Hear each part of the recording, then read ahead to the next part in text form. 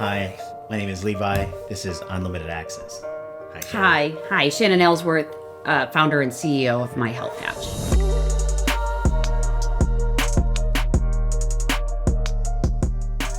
You are an entrepreneur.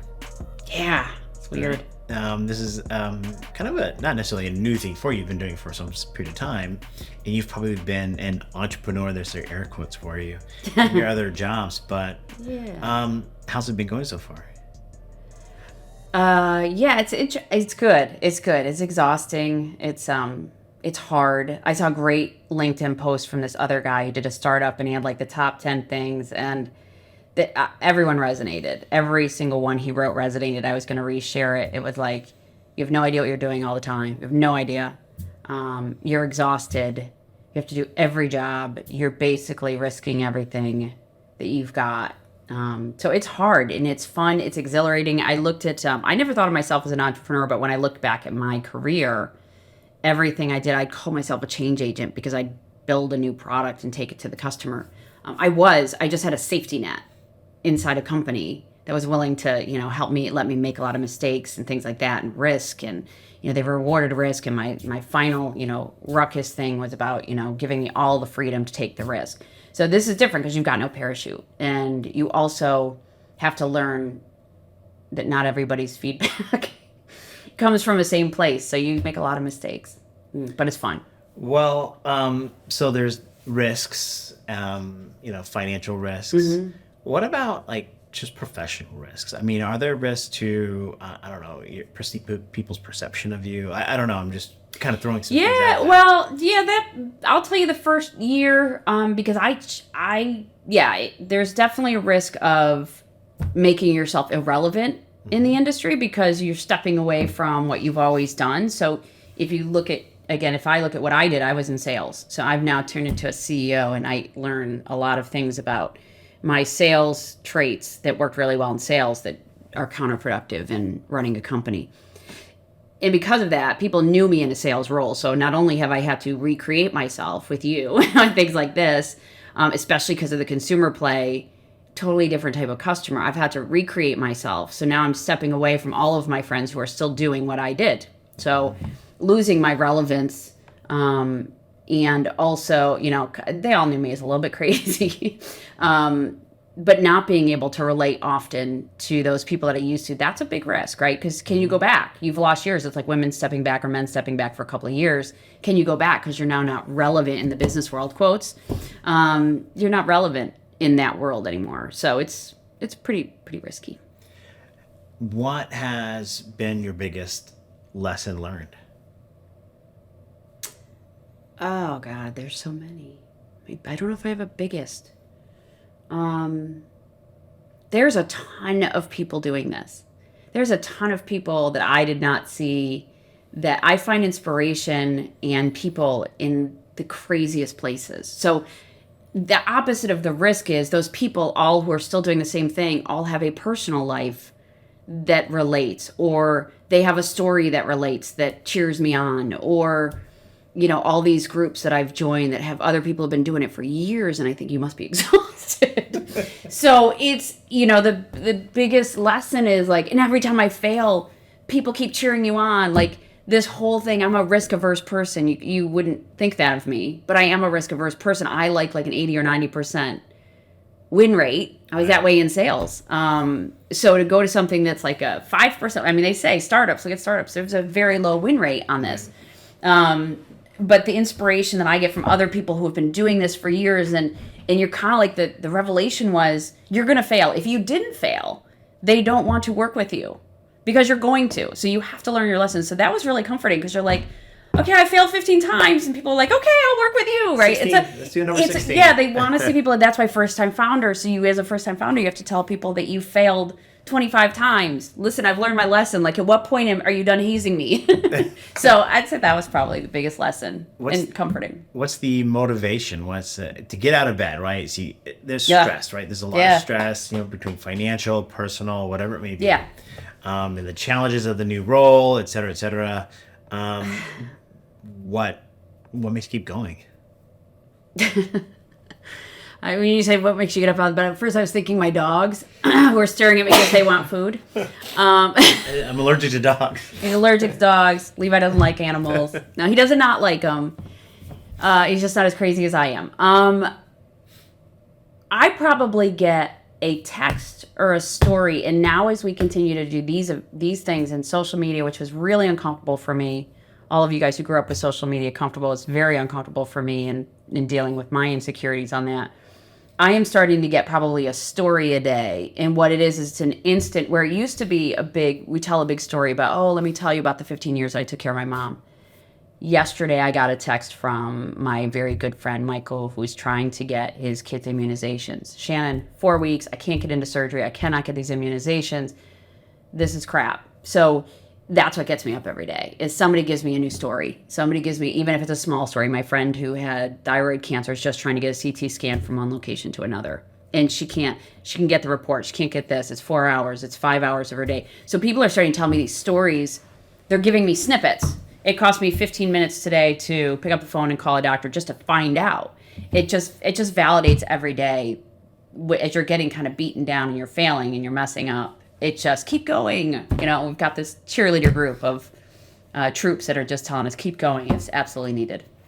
The greatest entrepreneur of our time right now is probably Elon Musk, right? That's what people say or something like that. Maybe there's others, but let's just put him in frame. What's really interesting, I heard a thing about him, the way he starts businesses, and maybe we can relate it to you here. This idea of I want to change the way the world, uses electricity or changes the way it produces energy or consumes energy, and so he creates Tesla, right? Yeah. And then he goes, I think humans need to be interstellar. And so he creates SpaceX. Dreams. So he creates SpaceX, and now he thinks that add the acquisition of Twitter, hey, there needs to be this, humans have democracies, town squares, and stuff like that. So you have these big visions. Is there a big vision? Right? We talk about our own mission statement and things like humans make better decisions when they have access to all this information and stuff like that. But is there something sort of bigger, noble thing that maybe you haven't told anybody yet about what you're doing?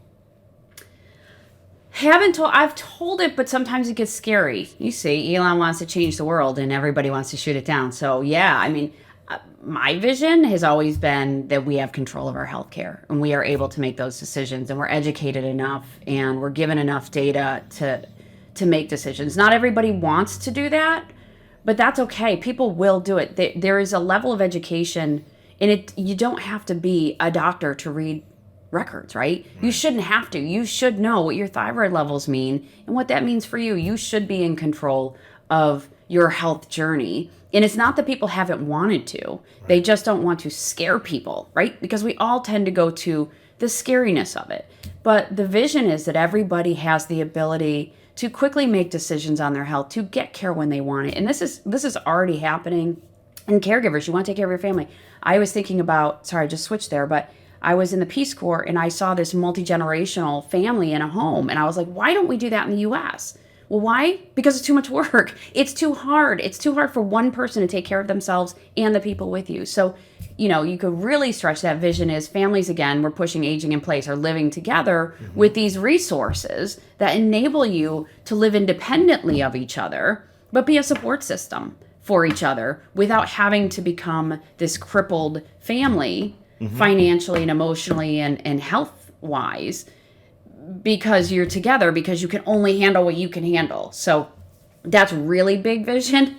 The next, the smaller one is just that you have the ability to make decisions with your health really quick. And you see that happening. The medical community is trying to embrace remote patient monitoring tools so you can manage yourself. They're trying to embrace that and give you all the control.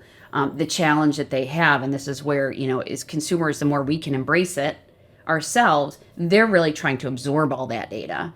And it's too hard for one person to do. So the providers can't do it by themselves. The patients can't do it by themselves. We all should be an active part of our health. And that's my vision.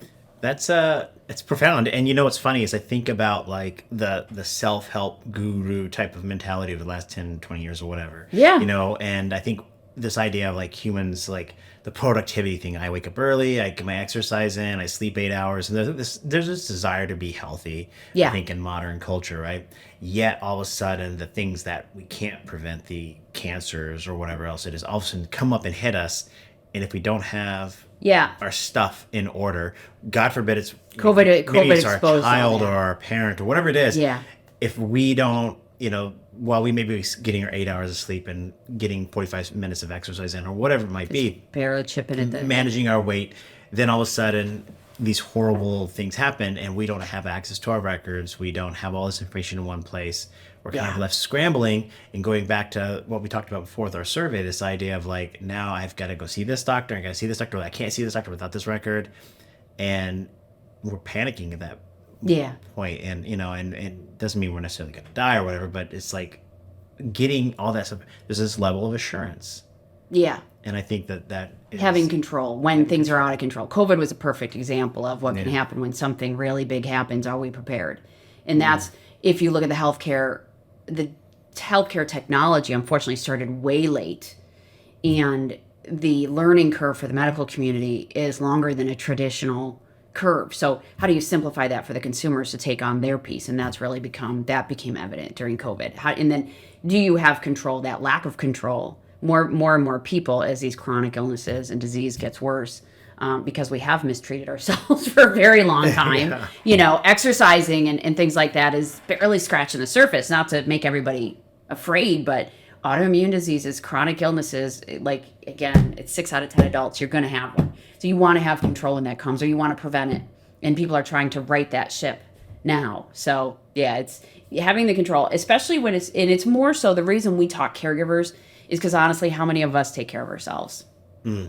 We don't always take care of ourselves, but God forbid our loved one is suffering. We're going to jump in. Who doesn't love to be the hero? Or you don't want to lose that person. And all of a sudden, Mama Bear's fighting through everything. Right. So how do you enable that person to be? And we need that as a culture. We don't have enough caregivers, medical caregivers, huge resource shortage. What we need are the families to be enabled, because there's not enough medical caregivers to take care of you if you get sick. So, well, yeah.